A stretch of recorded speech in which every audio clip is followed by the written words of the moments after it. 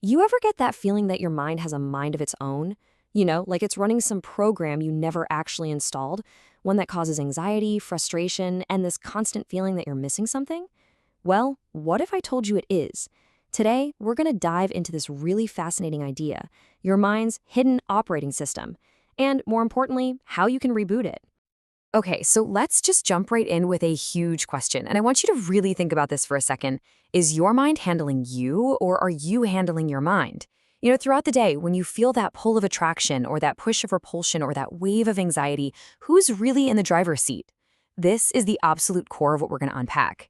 So the source material gives us this brilliant metaphor. Just think of your mind as running on an operating system. And by default, it's kind of like a buggy beta version. It's full of glitches, right? It crashes into anxiety, it gets stuck in these endless loops of worry, and it's constantly feeding you this message that something is missing. But the good news is, we can debug it. So let's take a closer look at this default program. We can call it the not enough yet operating system. It runs on this one single, incredibly powerful line of code. Not enough yet. It's that little voice in your head that's always whispering you don't have enough money, enough love, enough success, you name it. Now, this not enough yet OS is constantly seeking pleasure. And it defines pleasure as this magnetic pull, this attraction towards a happiness that it believes is located inside of things, in a new car, a big promotion, or another person. And this whole attraction is powered by our likes and our attachments. But here is where it gets really interesting. This is the core insight from the masters, and it's a total game changer. All those things we're attracted to, the likes, the attachments, the things we chase, they don't actually contain happiness, not a single drop. It's just not a property of the object itself. And this slide just perfectly illustrates the mind's flawed math. See, on the left, we think a beautiful thing directly creates happiness. But the reality, what's actually happening, is on the right. It's my like for the thing, my own mental projection, that creates the perception of happiness. It's not out there, it's an inside job. We're literally projecting happiness onto the world around us.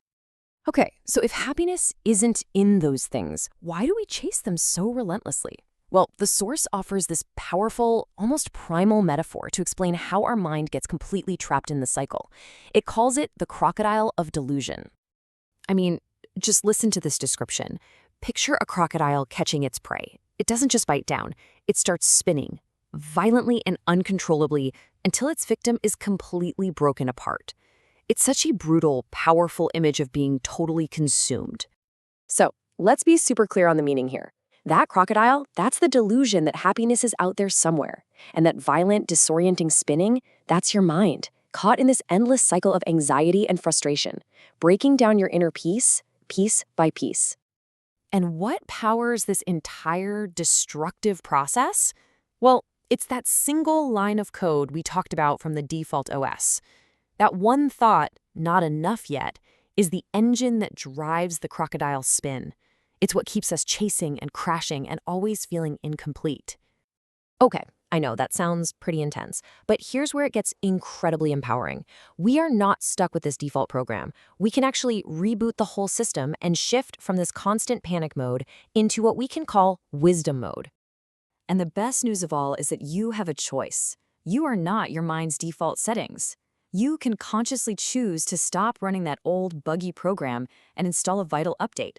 You can start handling your mind instead of letting it keep handling you.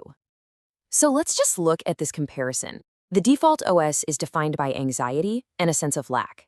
It's always focused on what's missing, and that leads to constant system crashes. But the Wisdom OS, well, it runs on peace and gratitude. It focuses on what's already here, what's already been given, and the result is resilience and a deep sense of calm.